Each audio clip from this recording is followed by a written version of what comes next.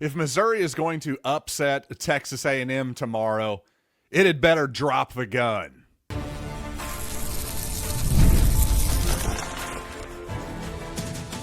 You are Locked On Mizzou, your daily podcast on the Missouri Tigers. Part of the Locked On Podcast Network, your team every day. Hey, all you true sons and daughters, I'm John Miller, your Mizzou mafioso, and the central scrutinizer of Missouri Tigers football and basketball. And I have to say, on basketball, I know it's not the most exciting November of non-conference action, but I got to say, I think Dennis Gates is doing the scheduling right. Plus, a former Missouri Tiger has a son in the high school ranks who's a quarterback who's now very much on Missouri's radar, taking a visit this weekend. Let's talk about that young man. But of course, I want to start today's episode by talking about the Missouri and Texas A&M game. And I just think that creating havoc is going to be really important for both teams defensively, and I want to explain why. First of all, of course, Damon Wilson, Zion Young, that entire Missouri pass rush, obviously one of the Tigers' strengths, and especially in this game against Texas A&M, I think as much as I think the Tigers are good at creating havoc, well, Marcel Reed and Texas A&M have been very good at avoiding it. And I'll say this, when Texas A&M is on schedule, when it's 2nd and 5 versus 2nd and 15, for example, they're almost brutally difficult to stop for any defense. But when you get them off of schedule, when it suddenly becomes an obvious passing situation, well, then I think Missouri's got a really good chance to have success in those situations. Then on the other side of the ball, you flip it to when the Tigers have the football. Well, Texas A&M's pass rush, led by Rockhurst alum, by the way, Cassius Howell, I think that unit is ferocious enough that Missouri should genuinely fear that Texas A&M pass rush when Zollers is put into passing situations, especially early in the ball game. I think, hey, wide receiver screens on 3rd and 8 tend to get booed when they don't get picked up. I'm telling you, that might not be the worst plan in the world, especially early in this ball game. Or even, hey, a Jamal Roberts draw play when he's in on as your 3rd down back in those situations wouldn't be the worst thing in the world either. But to that point, and this is back, now I'll pay off the tease from the beginning of the show here.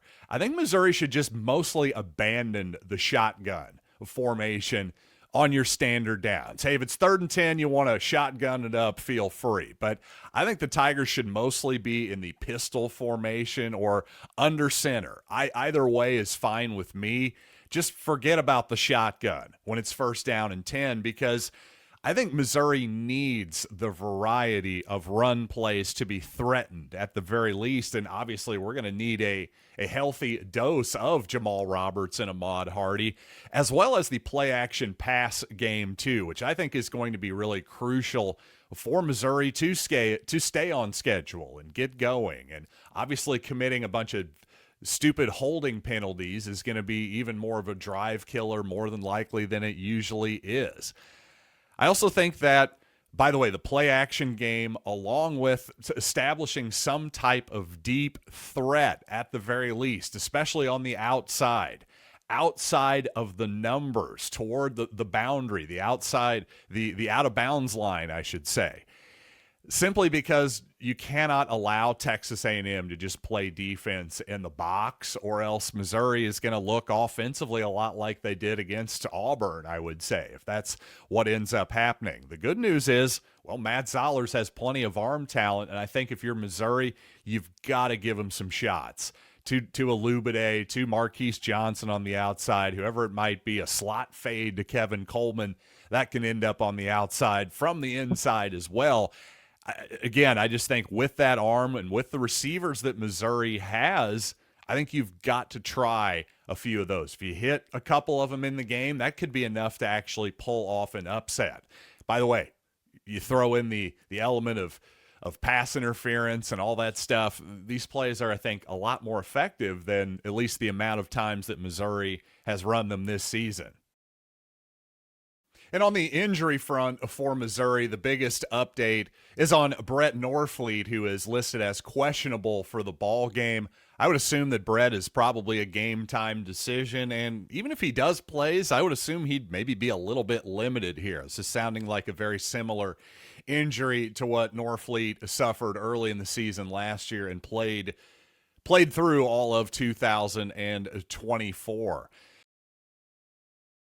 And according to a Power Mizzou's Twitter feed, well, Rocco Marriott, the son of Jeff Marriott, some of you longtime Missouri fans like me may remember Jeff as an offensive lineman during the Larry Smith era in the late 1990s, but his son Rocco, a quarterback prospect that has been flying under the radar for the most part. Again, click on, if you're a Power Mizzou subscriber, as I am, by the way, definitely click on their article for more information. But just a little bit here on Rocco Marriott, who is committed to James Madison. His father basically said, hey, we shut it down. We haven't been listening to anybody else after we committed there. But there have been some Power 4 conference type teams starting to sniff around, most importantly, Missouri. And Rocco is coming for a visit this weekend, apparently, for the Texas A&M game. So we shall see what happens there. He's an interesting prospect, 6'4", pretty good speed. So I don't know. We shall see. Missouri already has Gavin Sidwar in the fold in the 2026 high school class at quarterback. But hey, you can never have enough quarterbacks. I think if Missouri could get a second quarterback in this class, get some more depth, well, as this season has shown more than any, once again, it's never a bad thing to have multiple options at the quarterback position. So Rocco Marriott, an interesting name, hopefully one who will maybe be committing here to Missouri maybe sooner rather than later. And speaking of Power Mizzou, I thought they did a nice story. I think it was Cody Goodwin who wrote it, but a nice story on Matt Zollers, how he's wired, and especially his obsession with golf, by the way, right there with you on that one, Matt, quite obviously for those of you who are regular listeners of this program. Also say this, on the other side, it really sounds like Eli Drinkwitz might be Marcel Reed's biggest fan, of course, after last season. Drinkwitz wasn't buying the talk that Connor Wigman was going to start the ball game against Missouri. Well, sure enough, he did, and played well, indeed, that he did. But on Reed, Eli said that he thinks he's playing at a Heisman Trophy type of level, distributing the ball really well, quote, not only vertically but horizontally. His added dimension when he runs is really, really impressive. It's got some Lamar Jackson-esque qualities to it. I don't know if I'd go that far. Marcel Reed is certainly a great runner, but Lamar Jackson, that is rarefied air to be sure. And most importantly, I think Eli Drinkwitz kind of hit on something during this week when he said, hey, I asked the team, if we started a fall camp at this point with everything in front of us, get a top 10 team at home, you went out, you still got the playoff to play for, would everyone have taken that? And every single person in the room said yes, they would have signed up for that. So the point here is I don't think you're going to be seeing any hangdog attitudes from Missouri this week.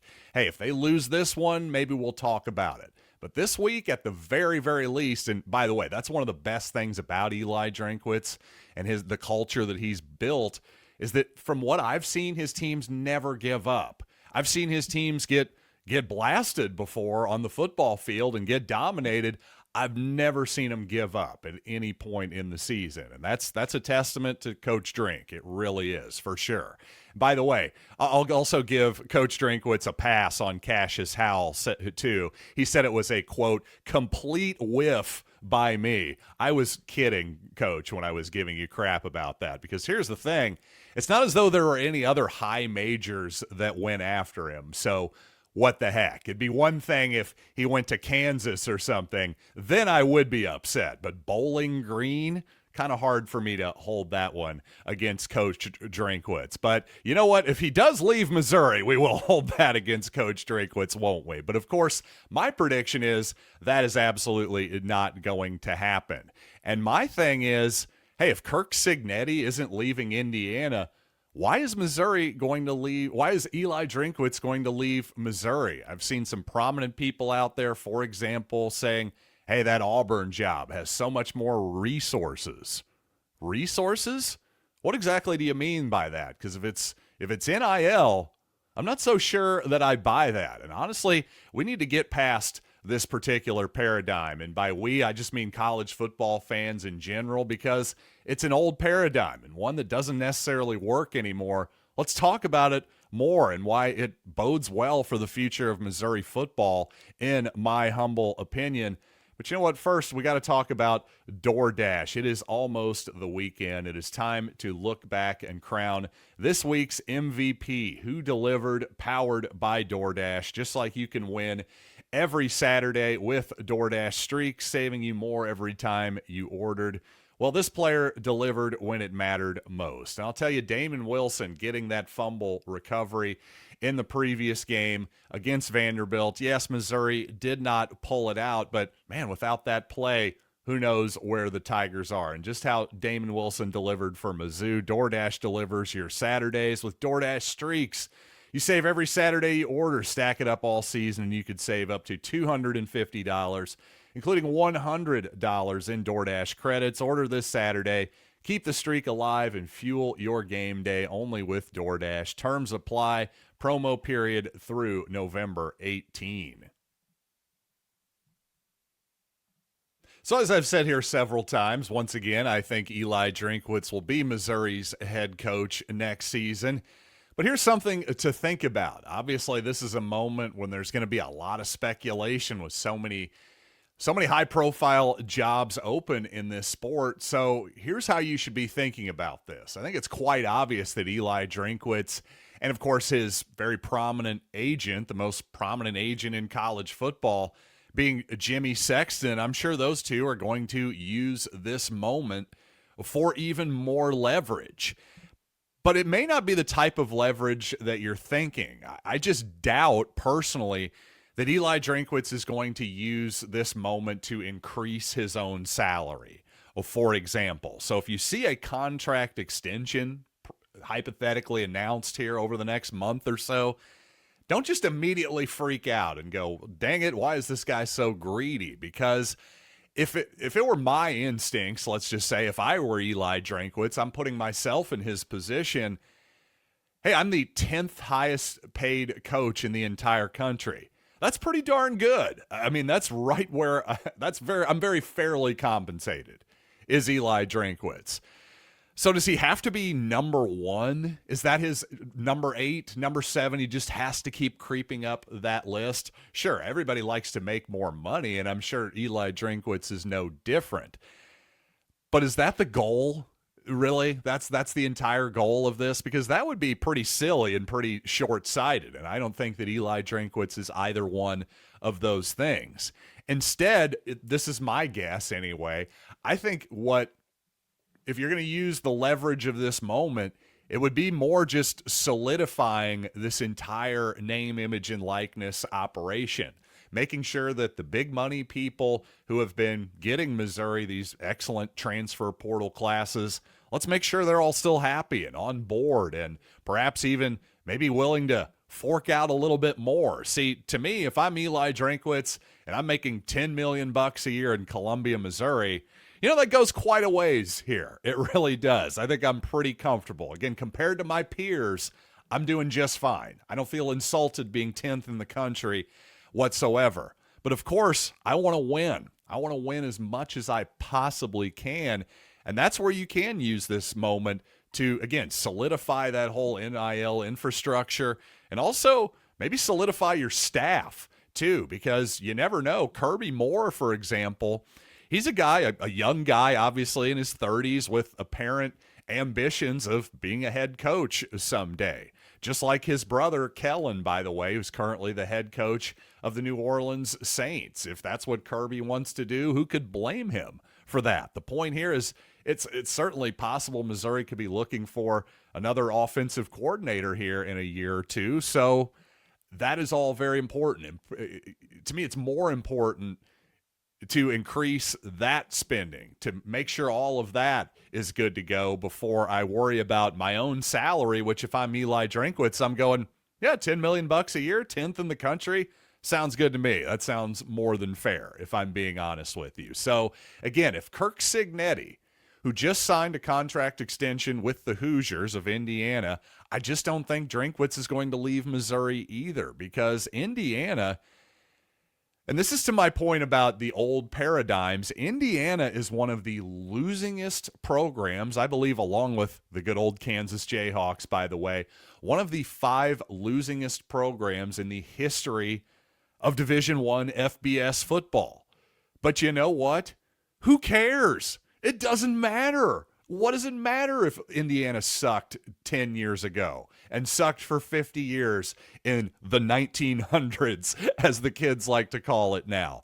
They're winning now. They're really good now. They have an excellent coach now, and they're in the Big Ten. That's honestly all that matters. If you're in one of the 2 biggest leagues, if you're in the SEC, if you're in the Big Ten, or maybe you have one of those truly special jobs outside of those leagues, those are getting few and far between. I would say, hey, Florida State, Clemson, maybe, that type of thing. Miami, if you want to argue that. I don't know that there are any in the Big 12 anymore, by the way. But as long as you're in a great spot, like I just laid out there, as long as you have all of the NIL support that you need, why would you leave Columbia or Bloomington, Indiana, for that matter? Because if you're 18 or 20, if you're in the portal, but if you're an 18-year-old high school kid, or again, you're a college kid in the portal, for example, would you rather have $100,000 to play for Alabama, or would you rather have twice that? Would you rather have $200,000 to play at Indiana, for example? Well, I don't know about you, but I could have a lot of fun in Tuscaloosa, Alabama as a college student. I'm pretty sure I can have just as much fun in Bloomington, Indiana, especially with an extra $100,000 in my pocket. I don't know. Is that a crazy concept? Again, these guys have a lot of different money calculations than Eli Drinkwitz has at this point. The point here is that this idea, again, the old paradigm of, well, you want to go to a place that puts dudes in the NFL and has a tradition of winning and in the greatest facilities and blah, blah, blah, blah, blah. That's all important and an important variable at a certain point if the money's the same. But if the money's different, I'm going with the money every single time, especially, again, if the difference is, okay, a traditionally great SEC or Big Ten team versus a team that's maybe on the rise in the SEC or Big Ten, again, give me the money. I'm still getting great coaching at these institutions one way or the other, and maybe more playing time, more of a showcase for my NFL talents.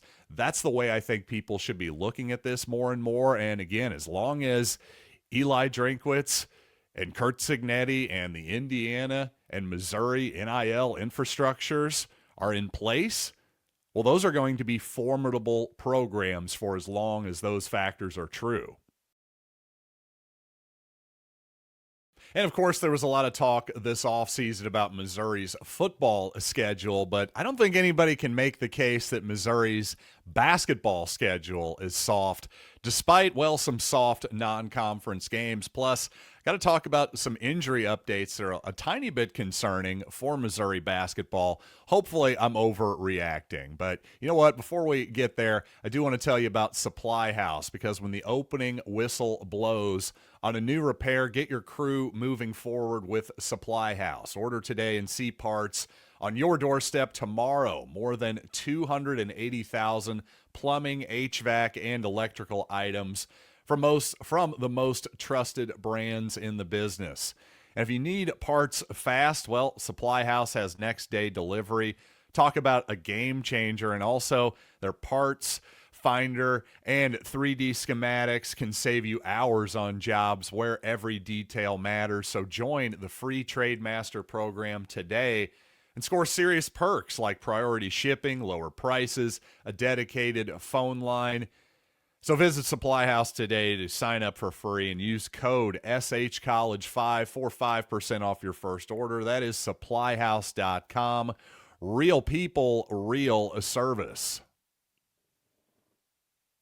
So Mizzou basketball this season plays non-conference games against teams that are projected to be 200th or worst in NCAA basketball by KenPom. In fact, Howard 310, one of the two worst, along with South Dakota State. Actually, Prairie View A&M projected to be worse as well. So three truly horrific games that are probably going to be brutally boring for Missouri, if you include the Howard game in that for sure.